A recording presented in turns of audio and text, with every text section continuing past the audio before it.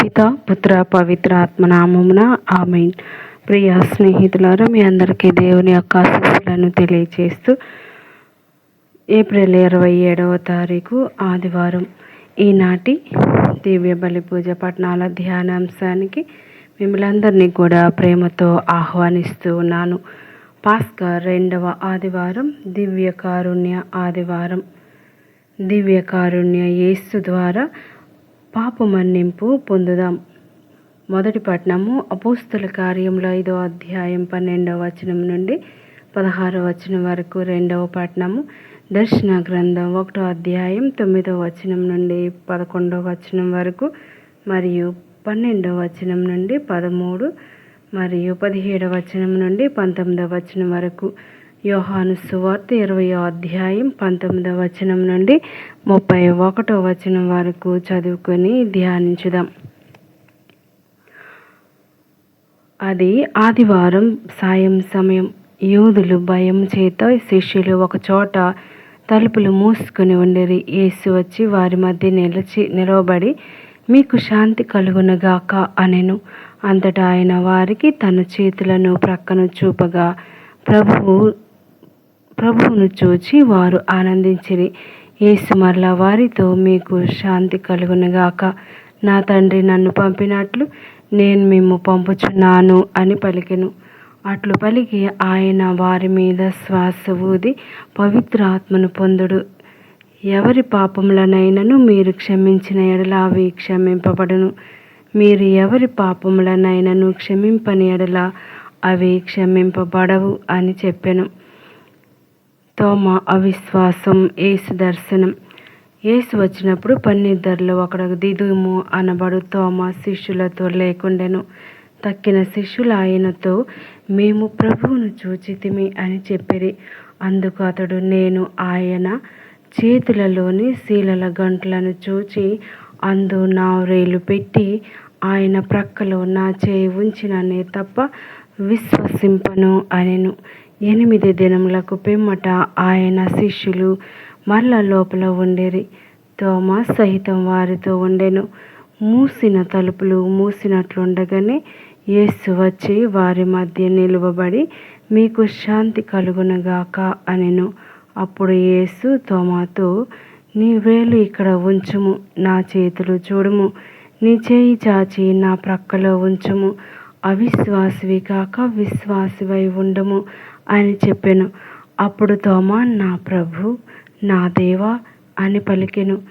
నీవు విశ్వసించినది నన్ను చూచుట వలన కదా, చూడక నన్ను విశ్వసించువాడు ధన్యుడు అని యేసు పలికెను. యేసు మరెన్నియో అద్భుత కార్యములను శిష్యుల ఎదుట చేసెను. అవన్నీ ఈ గ్రంథంలో రాయబడలేదు. యేసు దేవుని కుమారుడైన క్రీస్తు అని విశ్వసించుటకును ఈ విశ్వాసం ద్వారా ఆయన నామమున మీకు జీవము పొందుటకును ఇవి వ్రాయబడినవి. ఇది ప్రభు వాక్కు. సర్వేశ్వరునికి వందనములు. ప్రియ స్నేహితులారా, ఈనాటి ధ్యానాంశం మీకు శాంతి కలుగునుగాక. మానవ జీవితం సుఖదుఖాల సంగమం, కలిమి లేముల మిశ్రమం. ఎప్పుడు ఏదో ఒక అలజడి, ఆందోళన, భయంలో, ఒంటరితనంతో జీవిస్తాం. అందుకే చాలామంది మనశ్శాంతి కొరవడుతుంది. యేసు ప్రభు మరణానంతరం శిష్యులు కూడా ఒంటరితనాన్ని అనుభవించారు. అనాథులుగా మారిపోయారు. ఆదరణ లేదు. ఎల్లవేళలా భయం వారి జీవితాల్లో నిండిపోయింది. మత పెద్దలతో నరకయాతన అనుభవించారు. దిక్కులేక నిస్సహాయత స్థితిలో ఉన్నారు. సరిగ్గా అదే సమయంలో వారికి మనోధైర్యాన్ని ఇస్తూ భయాన్ని తొలగిస్తూ ఉత్థాన ప్రభు వారి మధ్య ప్రత్యక్షమయ్యాడు. అప్పటి వరకు జీవోత్సవంలాగా బ్రతుకుతున్న వారిపై పవిత్ర ఆత్మను పంపి శ్వాస ఊది జీవాన్ని అందించాడు. మీకు శాంతి కలుగునుగాక అని దీవిస్తూ వారిలో అశాంతిని తొలగించాడు. తన ఉనికిని తెలియజేస్తూ వారికి శాంతి భరోసా ఇచ్చాడు. అంతేకాక ఈరోజు తన దర్శనం ద్వారా తోమాలో ఉన్న అవిశ్వాసాన్ని తొలగిస్తూ విశ్వాసాన్ని బలపరిచారు. నీవు నిజంగా నా శిష్యుడవైతే చూడకుండా విశ్వసించాలి అని హితబోధ చేశాడు. ఈ రోజుల్లో మనం ప్రతి దానికి సాక్ష్యం అడుగుతూ ఉన్నాం. తోమాసు వలె ప్రవర్తిస్తూ ఉన్నాం. ప్రతిరోజు దివ్య పూజలు యాజకుడు అప్పద్రాక్ష పాత్రలను ఎత్తినప్పుడు తోమాసు వలె మనం కూడా నా ప్రభువా, నా దేవా అని మనం నిండు మనసుతో విశ్వాసాన్ని వ్యక్తం చేయాలి. అదే విధమైన విశ్వాసం ఈ రోజుల్లో మనం చాలా సందర్భాల్లో ఇహలోక సంపదలకు ఆశపడి అహోరాత్రులు శ్రమించి ఎంతో కూడబెడుతూ ఉన్నాం. మనశ్శాంతి లేకుండా జీవిస్తూ ఉన్నాం. అభద్రత భావం, ఒత్తిడి, భయంతో జీవిస్తూ ఉన్నాం. నిజమైన శాంతి, ఆనందం మన జీవితాల్లో కొరబడుతూ ఉన్నాయి. ఆస్తులు ఇతరులు కొల్లగొట్టవచ్చునేమో, కానీ నీ దగ్గర ఉన్న క్రీస్తును నీ నుండి ఎవరు దూరం చేయలేరు. నీ మనశ్శాంతి, నీ ప్రశాంతతను ఎవరు తీసివేయలేరు.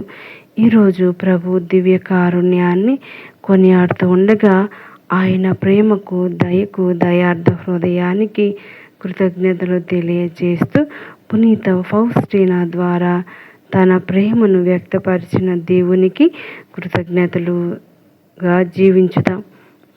ఎల్లప్పుడూ ప్రభు శాంతిలో తరించుదాం. ప్రియ స్నేహితులారా, మరి క్రీస్తు పునరుత్థాన పండుగ తర్వాత ఆదివారంన దివ్య కారుణ్య పండుగగా జరుపుకోవాలని పరిశుద్ధ 2వ జాన్ పాల్ పాప గారు పిలుపునిచ్చారు. దివ్య కారుణ్యం అనగా దేవుని కరుణ అని అర్థం.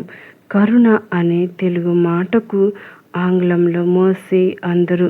మర్సీ అనే ఆంగ్ల మాట మెర్సీడియం లేదా మెర్సిస్ అనే లాటిన్ మాట నుండి ఉద్భవించింది. మెర్సీడం లేదా మెర్సిస్ అనే మాటకు ప్రతిఫలం, జీతం, కిరాయి అనే అర్థాలు గలవు. బైబిల్ పరిభాషలో ఈ మాటకు మెర్సీ అని ప్రతిఫలము లేదా జీతము లేదా కిరాయి చెల్లించబడినది అని అర్థం. దివ్య కారుణ్య అపోస్తురాలుగా పిలువబడే పునీత ఫౌస్టీనమ్మ గారి మాటల్లో చెప్పాలంటే ఈ పండుగ ముఖ్య ఉద్దేశాలు 3. దేవుని కరుణను కోరుకోవడం, యేసుని అనంత కరుణను నమ్మడం, మనం పొందుతున్న ఆ దేవుని కరుణను పంచడం. ఈ పండుగ సందర్భంగా మనం ఈనాడు విన్న సువిశేషంను ధ్యానించుదాం. యేసు ప్రభువుకు వ్యతిరేక పరిస్థితులు ఉన్నను యూదుల భయంతో ఉన్న వారికి ధైర్యాన్ని నూరిపోస్తున్నాయి. ఏమి చేయాలో అని పాలుపోని స్థితిలో ఏమి చేయాలో, ఎలా చేయాలో చెప్పుచున్నారు. బాధను, భయమును పోగొడుచున్నారు. ఇంత జరిగినా ఏమీ జరగనట్లు, ఏమీ తెలియనట్లు ఉన్నాడు. షాలోమ్ అంటే సమాధానం, శాంతి కలుగునుగాక, సమృద్ధి కలుగునుగాక, ఆనందం, సంతోషం వర్ధిల్లునుగాక అని వారిని సంబోధిస్తూ ఉన్నారు. ఎందుకంటే ఆయన మన పాపములకు తగినట్టుగా మనలను శిక్షింపడు, మన దోషములకు తగినట్లుగా మనలను దండింపడు. ఆయన కరుణ కలవాడు, దయగలవాడు. అతడు కరుణామయుడు, దయాపరుడైన దేవుడు. సులభముగా కోప్పడువాడు కాదు, ప్రేమామయుడు, విశ్వాసమునందు ఆనందితుడు. నిర్గమకాండం 34వ అధ్యాయం 6వ వచనం. అందుకే నమ్మని తన శిష్యులకు తనకు కలిగిన గాయాలను చూపిస్తూ ఉన్నాడు. ప్రభు అంటూ ఉన్నాడు, ఇదిగో మీ రక్షణ చిహ్నాలు, మీ పాపమునకు పరిహారముగా సిలువ మీద నన్ను సమర్పించుకున్నాను అనడానికి చిహ్నాలు. మీ పాపాలకు జీతం, ప్రతిఫలం, కిరాయి చెల్లించబడింది అనుటకు గుర్తు. మీ కొరకై, మీ విముక్తి కొరకై అమ్మబడ్డాను, చంపబడ్డాను, పరిహార బలిగా అర్పింపబడ్డాను అని అనడానికే గుర్తు. మీపై గల ప్రేమకు, రక్షణకు, కరుణకు గుర్తులు, నా తీపి జ్ఞాపకాలు. మీరు చెల్లించాల్సిన మూల్యం చెల్లించబడినది అని నిరూపించే రసీదు. మీరు పొందిన ఈ పరిహారం, మన్నింపు, ముక్తి మీ తోడనే మీ కొరకే పరిమితం చేసుకొనకుండా పరిస్థితులకు పంచండి. మన్నింపులో మహత్యం, కరుణలోని కమనీయతను వెదజల్లబడి అని బోధిస్తున్నాడు యేసు.